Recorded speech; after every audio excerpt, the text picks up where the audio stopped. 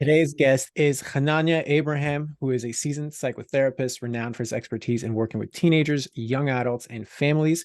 His passion lies in fostering open and empathetic communication between adolescents and parents, crafting resilient parenting strategies, and facilitating transformation through trauma-based workshops.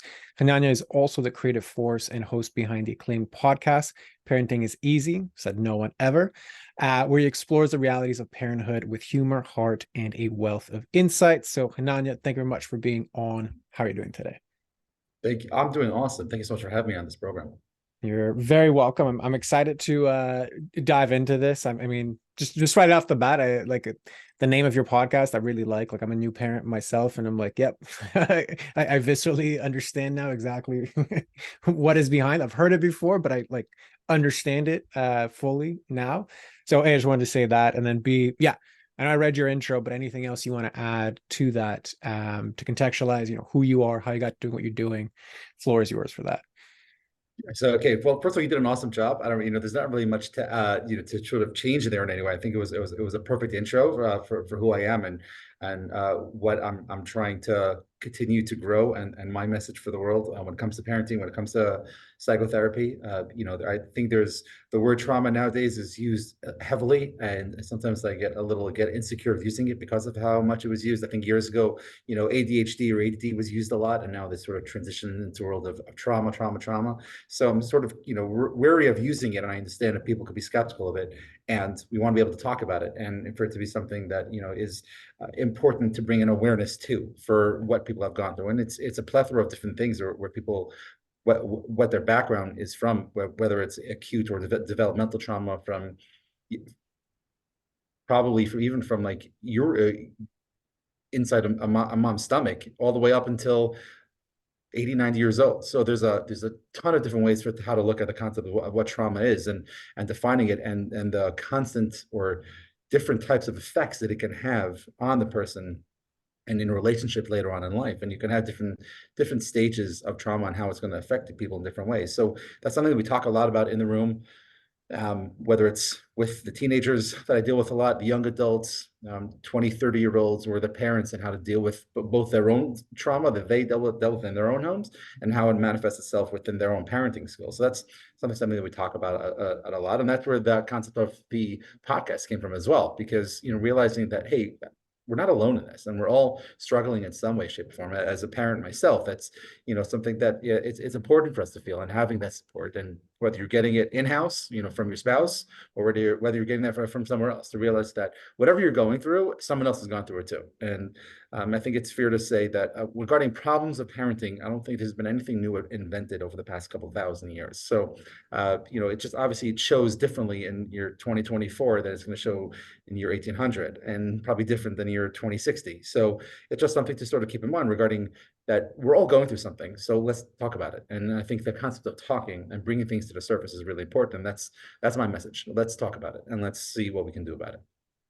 Love it. I'm obviously a big supporter of that message, just given the nature of the podcast, but also like even within my coaching, because like I work with business owners, but like we essentially talk about trauma all the time, right? Like it's we come into these containers thinking about procrastination, but like it's related to some sort of trauma that happened when you were young, right? Like some sort of meaning that you assign to, what does it mean if I get this task wrong, et cetera, et cetera. But it all comes back to, whether it's a little t or big T trauma. And at least in my work, the way that I kind of filter through and use trauma, like in my vernacular, is like anything that was too much too soon can be traumatic, right? So that could be something as small as like, I got a F on my grade 3 like art project, or like the things we normally associate with trauma, with like abuse and whatever. So anyway, long story short, I think it's just,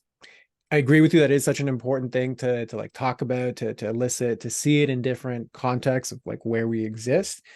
So yeah, anything you want to add to that, by all means do so, and then we can kind of dive into supporting you, because I know you're always supporting others. So Thank you for that. One thing I would add is, and the way I define trauma is something. There's a magnificent woman based out of Arizona. Her name is Pia Melody, and she has something called the Meadows, which is a program that I'm sure some of your listeners are familiar with. But it's been around for decades, regarding just having workshops based around different types of survivals of people that have gone through sexual abuse or verbal or physical abuse, to different workshops that she's been running literally for decades. And she I don't want to say wrote the book on trauma. I think I believe that's a Bessel van der Kolk and The Body Keeps the Score. But I think overall, when it comes to the way I go about it, and I talk about trauma in the room, is I use her definition, which is trauma could be anything that is less than nurturing, which obviously opens the full gamut for what that actually means. Because it could be someone not holding the door open for you,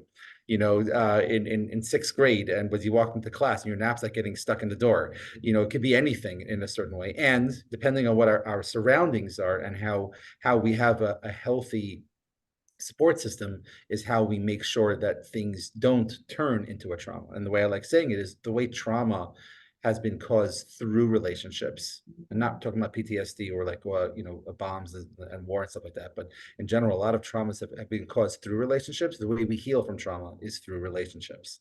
So it's about creating a world that has a healthy relationships around us that helps us create a soft cushion for the landing that's going to come. And if I have a good support system in the classroom, then yes, it might open the door for me, and my face landed into the door, but it didn't make a difference to me because I didn't get embarrassed by it, because the class is a supportive class. So where I have a certain warm feeling at home that I get, that I don't necessarily need to have, everything happen perfectly, which it doesn't. It's called life.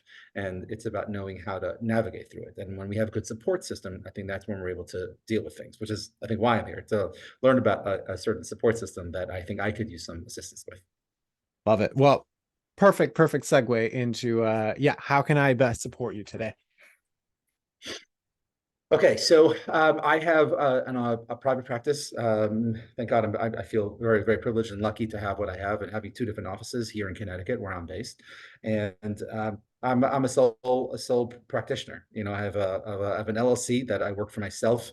I do everything by myself. I do all the billing, I do all the insurance, I do everything on my own. And I would say it took about 15 years of being in the field of getting to the point of having the practice that I have, and I feel very fortunate to have it. And I want more. I want to be able to not say, oh my God, I'm sick today, but I have to work, because if I don't work, I don't make money today. I don't want to have that constant fear of being in a place where I have to be working every single day, every single minute, otherwise I'm not going to make money. I want to have a business. I want to have other therapists. I want to have offices, not just one, maybe even multiple state. If I could figure out the whole insurance over the borders, so to speak, on how to figure things out. But I guess I don't even know what it is I don't know when it comes to scaling and having a thriving practice, and not just a solo practitioner. Got it. Okay. So let's just say if we start from the fact that like that vision is pretty clear, right? Like I want to have multiple of these, like I want to have other therapists like working for me, etc. So the fact that you did it twice, like as you said, you had two offices, what do you discern to be like the block that's keeping you from just, okay, well, doing it a third time and a fourth time? Well, so I want to clarify. So when I say I have two offices, so I practice in two locations. Like I'm in one of my office today. I have an office in Waterbury, Connecticut, and I have an office in Southbury as well. So I'm just in two separate locations. And I just, for I guess business perspective, the offices are not even under my own lease. I actually lease from two other therapists on the days that they're not there. So to sort of scale and save money for myself, I sort of sublease from them. So I don't have to pay my own rent and have a contract. And technically, I don't have any. My name's not on anything, so I don't have to give any advance. So I don't have to pay for any room. I pay monthly to the people that their names are on the lease, where their names are even on the door, which I'm in some ways fine with, but also looking to create my own brand, to create my own thing with my company, CEO Therapy. Obviously, I understand that has to change, but I want to make sure I'm doing it right before I actually sign on the dotted line. Got it. And what would show you that you're doing it right? Probably having well, the first two things that come to mind is having one or two therapists already working under me and working with my company, and having a steady work way of getting clients into the door. Okay. So I guess the first problem to solve would be having clients to come into like come to the door and for that to be steady. Correct. Like that would make the room for, okay, well now I can't actually sign the dotted line. I can't actually hire somebody to come work for me because somewhat predictable having people come through the door. Like that would be Right. accurate. Yes. Okay. Yeah. So does it have to be that I have the clients first, or is it more like, build it and they will come? I mean that's a great question that you can't really answer ahead of time. So you know what I mean? Like you can do either or, right? So it's like, okay, well, what's the chance? Like, what's the path with the fastest chance of success? Like, is it ensuring you have the clients, or is it build it and they will come? So, even just from that, what do you think is the fastest path for you? I'm not sure. I'm not sure. I know there's a little more risk involved in building they will come, because I know between having a healthy, correct online presence is going to be very important. I do have a website, but I think just regarding how websites work, I need more. I need better. I need to have the right SEO when it comes to that. I need to have the right online marketing. Um, I need to have a location that I'm comfortable with, that it's not just, oh, well, this is close to home and I don't like traveling. So let me be here, which is the office that I am right now. Happens to be a good location, but at the same time, it's like it's very convenient too. So not that I'm opposed to that, but do I look for something that is, I guess you could say, if I have a presence in a certain demographic area, geographical area, is that something that will help me more? And if that's the case, how do I look for that? Like what's my questions to be asking so that I get the answer to that? Got it. So, yeah, I mean, I would agree with you. I think because it's like even if you build it, the they will come aspect is solved by I have a consistent, steady flow of clients coming in. So no matter what, you're going to need that one. So I agree with you that that is the thing to solve for first. You mentioned a few ideas with regards to, okay, well, in my local area, that would be fine. I need SEO, etc. So let's just say those are all good experiments to run. Those are all good ideas to run. What's stopping you from doing them? Financial reasons. So Mm-hmm. to get someone to have a good website that's on and doing the proper marketing is you're talking about, for the research that I've done so far, it's somewhere between like 800 to 1200 a month, just to have that. So, and that's even before getting any clients in and having revenue. Then you have rent as well. Where I'm in Connecticut, it's not so crazy, so I'm not crazy worried about that. I want to have the right location, but I know when it comes to real estate, it's location, location, location. And how does that work regarding therapy? Like, how does that work regarding, if I have a decent name out there, does it make a difference where my office is, or can I go regarding convenience? Do I want ground floor? Do I want something that looks beautiful, or something that's easy access to get to?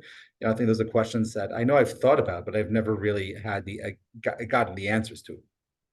Well, I mean, a lot of those are just choices. Like there's no right answer. Like you could have an office, you can do online. Like they're ultimately preferences with certain trade-offs to consider for all of them. So anyway, if I reflect that back, what comes up for you? Well, I want to be in person. I think what the past 4 years have shown us is that things can work online, and we can do things like this, and they're awesome and they're great, and we can learn a lot from them. And I think in person takes the cake every time. Okay. And if that's something that I really believe to my core, and I would love to have a what's it called, like a brick and mortar. I think it is important. Okay. Well, I mean, then that actually simplifies things because now, okay, so it's local area and that's the only focus, right? Like, so all I need to do is local area. Okay. So I guess is that like, are you clear on that and happy with that? With the concept of having a local, yes. Now the question is, where do I want to pick? I mean, when it comes to therapy, especially for regarding SEO, what type of location am I looking for? Am I looking place that's a little more city-esque? And therefore I know I have steady clients, but yet you're also getting a certain type of client. I know the type of client that I'm looking for, that I want my practice to be based around. Maybe they want to have something that's a little more rural, a little more a suburb type location. And a big question, which I guess this is, a question I guess to say for the insurance professionals, is, I want to go to a place where the insurance that I use, because I use something called out of network benefits, which is, the insurances that I have out of network. So I bill that. I don't bill insurances. It's a private practice clinic, but at the same time, I don't take insurance within my practice. So it's about having the right location, because depending on your location is how much you can actually bill for and the percentage that the people are going to get paid back. So that's important to figure out. Insurances don't give you that information though, because I Right. could call them up and say, hey, what location do you pay more out of from your out of network? They're not going to give you that number, but I want to find that. I want to find that place because that's the place that I want to go to. So those questions come to mind regarding, next in that sense, once we settle on the brick and mortar. Right. And why does it have to be, I got to have a brick and mortar to do this? Like, could you not do all of this, like, whatever, let's just say local marketing, for lack of a better term, right now, and do it and just drive it to the two immediate locations you have right now?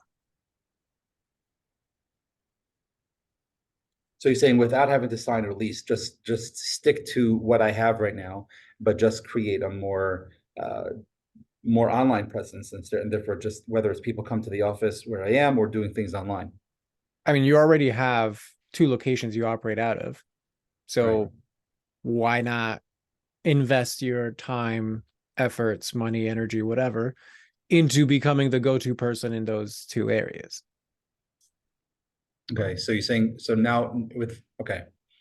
So what you're saying is concentrate more on the SEO and the online presence that will start bringing in people instead of concentrating on the brick and mortar that will bring in people. Well, it's kind of like the SEO part is one tactic out of many different tactics that you can do, right? So it's not necessarily the be all and end all. I think that the first part is like there's an inherent like assumption that I have to have a brick and mortar in order to start doing this work, right? What I'm inviting you to consider is like, well, you're already established in two different offices. They're two different locations. You know those like those are actually assets that you have right now, where you might be missing low-hanging fruit to like establish yourself in that area simply because, oh, like what's like the right thing? What's the right thing? It's like, you know, your area is better than any, but like certainly me as a stranger from the internet, like I can't tell you which area is going to be well, you know what I mean? So it's like Yeah. on reflection, right? So there's like, you're probably sitting on low-hanging fruit you might be ignoring because you're searching for the right answer. And then kind of the deeper question is, why is there a lack of self-trust to just like experiment and see what happens? Hmm. Well, that would be because I have a family and I don't want to fail. I want to make sure I'm doing it right the first time. So, you're saying there's low hanging fruit.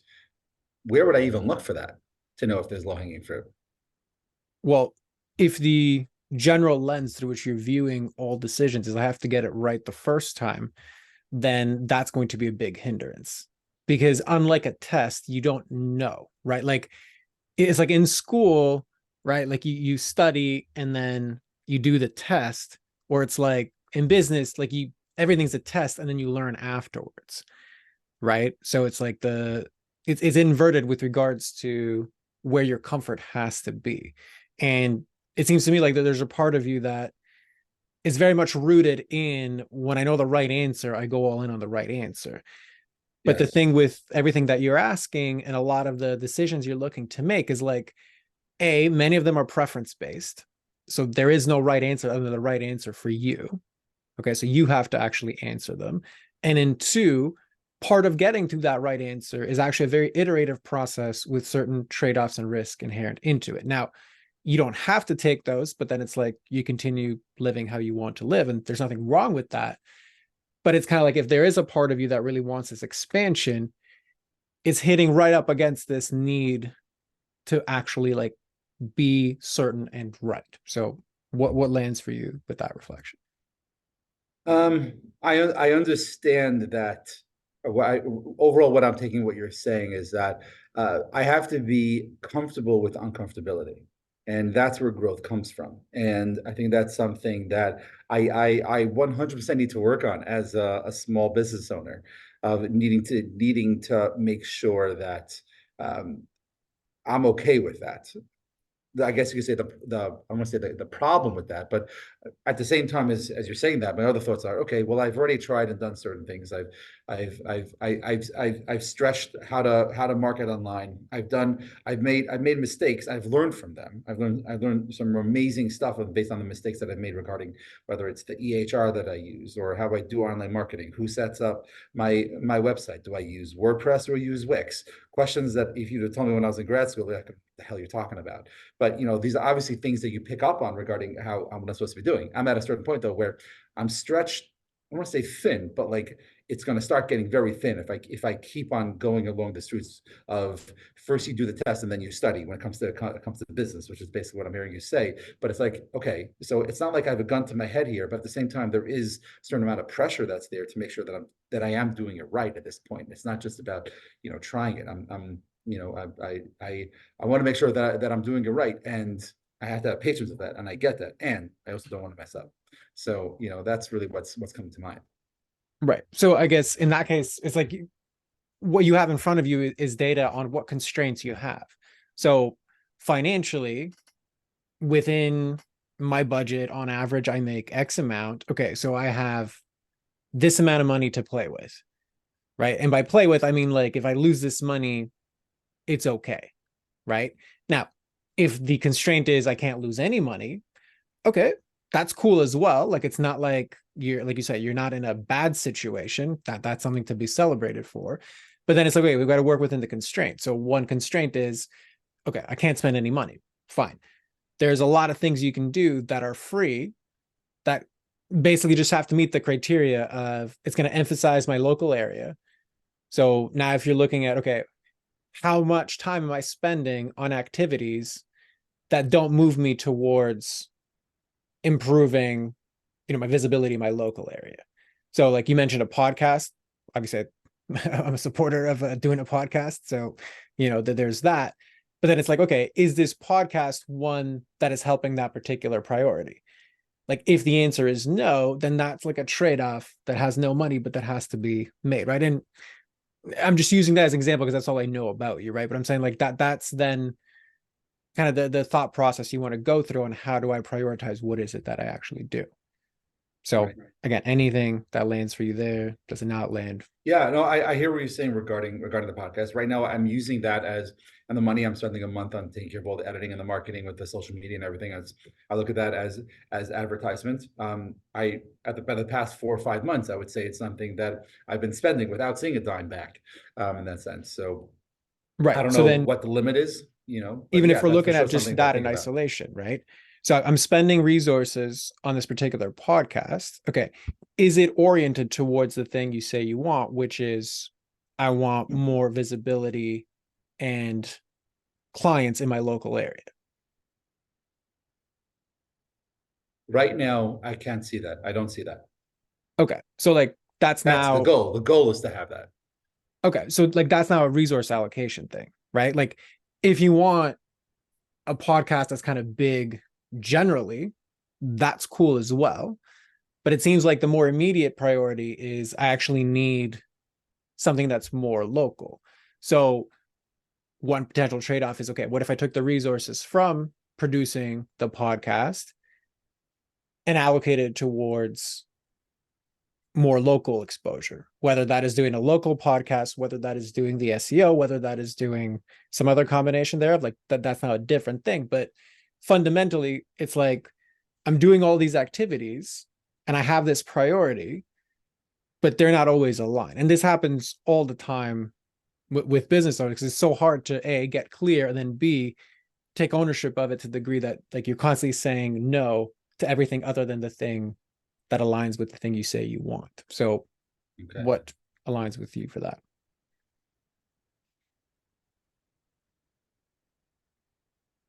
I want to have a thriving practice of psychotherapy, and that is priority 1A. And I realize that that's something that I have to make sure that that is the priority. So even if there's other things out there that I may want to do, or I may think is the right thing to do for the business, but I have to ask the question, is this going to be beneficial to me? And how is this helping me right now in the here and now? And if I'm Correct. doing something that, i.e. a podcast that I love doing and it's really awesome, but it's putting me in a place where I'm not able to have the resources needed and necessary in the more important areas, then I have to rethink how I'm going about doing things. Correct. And that's what, like, we'll often talk about focus, especially as entrepreneurs. I got to be focused on the thing. I got to do the thing. And people always, when they think about focus, they're like, okay, well, what things do I need to do? Well, what would I got to add? What morning routines I got to do? What tactics do I got to do, etc. Focus inherently is actually about saying no. Like, the better you can get at saying and sticking to no, the more focused you are by definition. So the hard part of focus is actually saying no, even to good things and or things we enjoy. Right. So in this instance, if I'm saying my priority is my local practice, and I know my values is such that I want to continue to have a thriving local practice, then if I'm spending X amount of dollars and Y amount of hours towards something that is enjoyable and fun and semi-related to that priority, then I'm actively not focused on my priority. I'm actually diluting my focus and my resources and not actively doing the thing that I say that I want to do.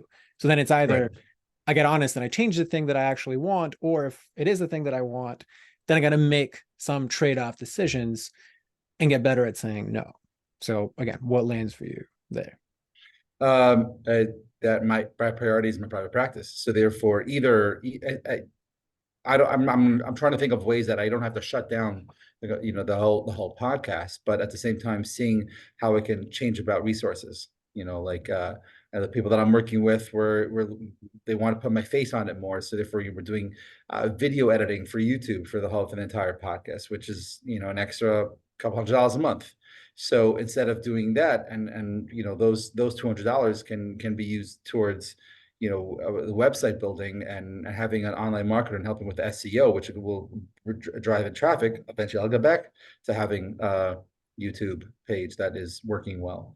And I think that's something that's going to be. I don't look at it as being a tough discussion to have, because once I believe something is the right thing for me to do, I'll do it. And I believe awkwardness is an eye of the beholder. So I won't be an awkward. It'll be like this is factual for the way I look at things. And that's the way I go about things as a therapist. I'm not, if I feel like someone's BSing them, themselves in the room, I have no problem saying that. So, I think something that's for sure, as the biggest thing I'm taking about so far is having to have that conversation. That's probably the number one thing right now, is that podcast, which is costs a couple bucks a month to sort of run and make sure that that it's happening. So, and time. I mean, time too. The amount of time I'm putting into it every month is a decent amount of hours. So if I'm able to allocate, that time and money that from there and use it towards the website, I can do it properly. But the question then becomes, so how do I know what's the right way to go about doing that? Because of me being a therapist, and I don't even know what it is I don't know when it comes to online marketing. How can I find that right person or situation when it comes to doing something? Right. So I think the first thing to highlight here is like, okay, so you said initially, okay, it's at a minimum, it'll take me like $800 a month to do local SEO. Okay. So you literally just mentioned the podcast, and one of the services of the podcast was like $200. So you're 25% of the way there. And this Yeah, is money that you're already spending that is already within your comfort zone of, okay, this is how much I need. So it's kind of like, is, let's just say in this instance, the SEO that expensive, or we're just the resources allocated a different way, right? Because I'm sure if you look through and sifted through a lot of things, like that 200 might climb to like 500. If we're looking at, hosting and different like softwares you use and contractors and for sure. whatever, you can get to like $500. You're essentially like Easily. halfway to what it is you said was like outside of the budget of what you're doing. So in many ways, if you've spent, I don't know how long you did the podcast. So how long have you done the podcast for? It's been going on since August. We're putting out one episode a week. So I'm not sure how many episodes that is, but I think we're up to like 30 or something like that. Okay. So since August, so that is what, 6 months? About, yeah. So yeah, Okay. so that's 25, 26 podcasts. Right. So if we're looking at, okay, let's just say for easy numbers, it's about $500 a month. I've cumulatively spent on this whole thing. So that's 3K. Right. Okay. One episode a week. So for a 1 hour episode, you're probably spending 3 hours, editing, changing, like doing all the stuff around it. Okay. So multiply that out by whatever that is, 24 weeks. Okay. Even if you just look at the value of your time based on how much you make an hour, that's a lot of resources allocated towards something that is completely misaligned with the main priority that you actually have right now, right? $3,000 for a 6-month contract. Let's just say if you do choose the tactic of the SEO, like this is money you already spent and we're comfortable spending, right? Correct. So if you had done $3,000 worth of SEO towards the main goal that you wanted, even if that completely flopped, you would be no worse off financially than you were with the podcast, but you would actually have a lot more certainty with regards to what is or is not the right call to make. Right. So going That's back a good again to point. aligning all of my resources with regards to what it is that I want. So again, what lands there? Well, I not to push back on the podcast. I agree with everything you're saying, but I've also learned that even the podcast itself, if the only way it would have worked properly, which it hasn't right now, and I don't consider it a failure, but I look at it as more, I never marketed it locally, and it was more like just let's put a podcast out there and all the places where podcasts go. So let's edit and let's take care of all the hosting, whatever else needs to be done, which is a lot of stuff that's involved in a podcast. I think if you could write a book and on from start to finish and then how to keep it going. There's obviously so much involved, and I think that that amount of money. Let's use that number that you gave of $3,000. That could go a very long way. And I think even if let's say all of it failed, like you were saying, I would have learned that certain things don't work. I think when it came to podcasting, it's the same thing. That I learned that this $3,000 didn't work in that sense. Now, what I like about a podcast, and it's still something that I attach to my website, which brings in a little bit of traffic, not much, but like does bring in a little bit of traffic, is that it's always there. And it's not something that goes away. So even an episode that I didn't record well, or there was a specific person that, let's say she wrote a book a couple of years later, and someone Googles her name. So if I'm associated with that person's name, and she's a world-renowned therapist now, or a specialist in a certain area, I that brings traffic to me because of my recording that I have with her, and now that being attached to my website, so that there's going to be a connection there. And I also need clients tomorrow. So, I personally, regarding getting my own clients, I'm almost full to capacity regarding myself. But if I want to grow a business, I know I need more. I'm very aware of that. So I think having a way to bring in the local resources is an important priority. Not that I failed at it with the podcast, but I didn't concentrate where I was supposed to concentrate. That's the way I'm looking at it. Yeah. And I think that's a beautiful perspective because I agree with you. By no means is it a failure, right? Because you've learned a lot from it and done it. And like I said, the traffic, like, why not? So I think the important part to stress there is, and you, I don't know if you caught it or you said it offhand, but it's like, okay, so even though I don't regret doing the podcast, I never like geared it towards local, right? So like that's potentially a tactic as well. I don't change anything about the podcast, but I gear it towards local, right? If I'm thinking about SEO things, can I just do simple things where I change all of my stuff from my episodes towards like, this is the episode and then in my town, right? Or whatever the location is, right? But it's kind of like the tactic is secondary to whatever your priority is. Like literally right now, you just thought of a way to use the current assets that you do have and reallocate them so they're more aligned with the thing you say you want, right? Or use that budget towards, like, instead of producing it in some fancy way for the internet, can I reallocate that budget and then just like, I don't know, spray it around my local area or spray it around, I don't know, a Facebook ad that's in a circle, like a 5 mile radius around my location. Like, but you know what I mean? Like the tactic is secondary to the fact that you're constantly asking the question, does this align with my main priority? Right. And you got to a tactic that wasn't initially present, but you did it because you were thinking along those lines. Right. And that's kind of what I was getting to you at the beginning. That lack of self-trust, yes, part of it, like we work through and it's like our own stuff, that certainly is true. And the other part of it just sometimes comes from a lack of clarity, right? So if you're clear that this is my priority, then it becomes a really easy filter to make decisions based off. Like, does this get me closer towards my main priority? Yes or no? Or how can I make this get me closer to my main priority, just like you did with the podcast? So again, Right, and I what think lands there? I love this way the way where you're saying it, and the other big part that I really like with the way you're saying it is that I'm a big believer in the questions are more important than the answers. And I think just having this question of does this align with my main priority, and keep on asking myself that question. Sort of like, I have some signs here in my here in my office that are apropos for what I do. I think I have to have a sign for myself regarding this, and not just a sticky note on the side of my computer, but like something that's like more substantial and legit, that I'm asking myself that question constantly. So whether it's looking to hire online VA, or a new website builder, whatever it is this something that's going to be helping me? And how does this align specifically with my priority? Yep. I think really that's what it boils down to. And it's from there that you eventually filter down to, is this right?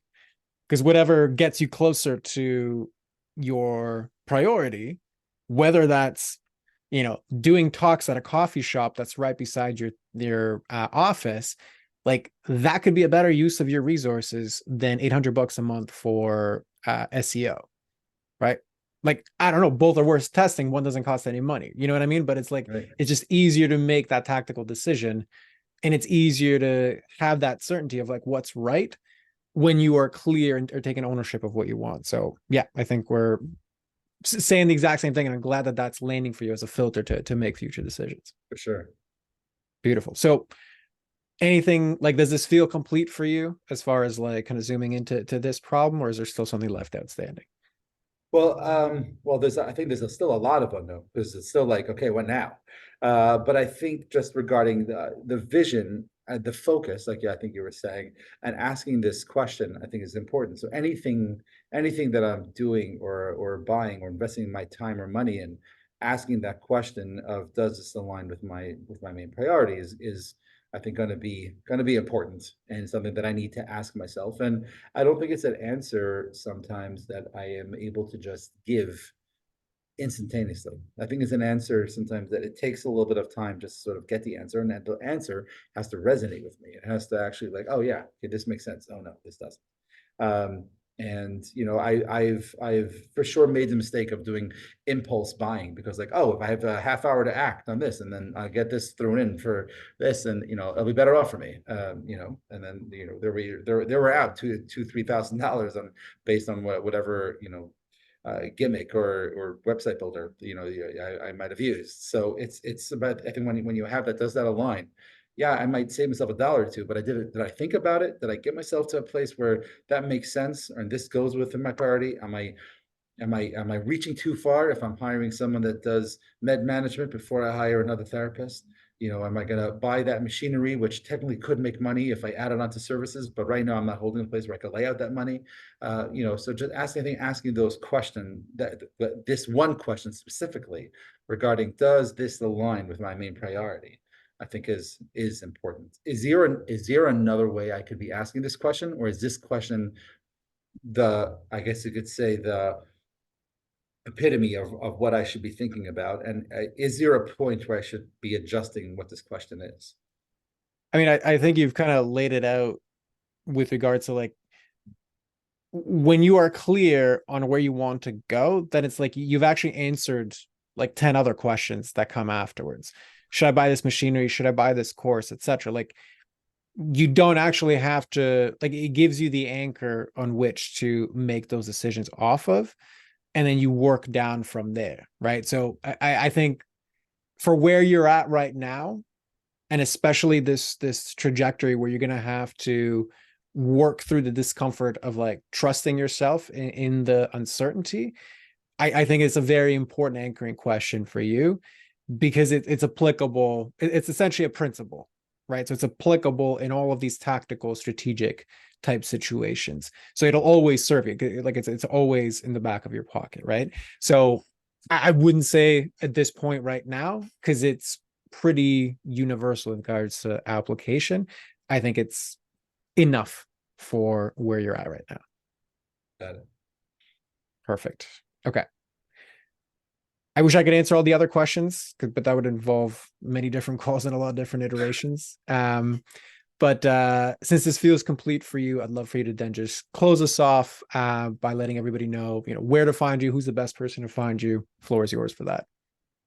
Okay, so my website is Cyuah Therapy. That's spelled Cyuah therapy.com. And my podcast for now, what's going to be in the future, we'll have to see. But my podcast is Parenting is Easy, Said No One Ever, where we interview people on a plethora of different subjects when it comes to parenting, anyway, from teething to diaper changing and staying up at night or not staying up at night with your kids, letting them into your room, not letting them into your room. And I'm not going to give away my opinions on this stuff, but just talking to different professionals on different things and on potty training and homework and stuff like that. And there are so many different opinions and holistic or non-holistic ways of going about things. And I think it's important to have those discussions. So hopefully that's something that people can find interesting. You can find the podcast wherever podcasts are online. I could be found on LinkedIn. My name, Chananya Abraham, which is Chananya Abraham, or at Cyuah Therapy. I am on Facebook and Instagram as well. I'm brand new to the online marketing world, so my Instagram handle is Parenting is Easy, Said No One Ever, but the one is not ONE, it's the number one. Other than that, this has been a real pleasure. This has been really awesome and very helpful. Awesome. Glad to hear that. As always, we'll put all that in the show notes. So Hananya, thank you very much for being on, and for everybody else listening, we'll see you on the next one.